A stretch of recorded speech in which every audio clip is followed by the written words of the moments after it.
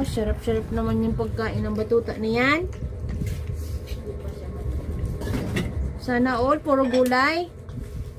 Yan, dapat healthy food ikaw. Laki-laki muna agad, oh.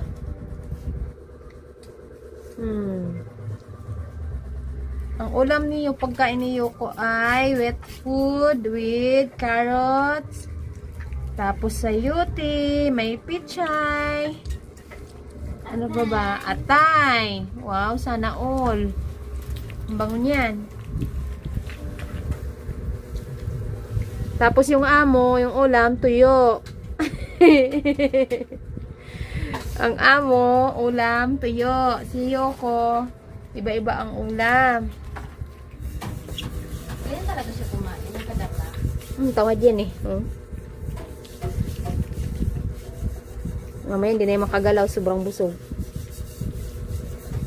Kaya na ng mga yan. Wow, sarap naman yarn. Pingi ako. Sarap.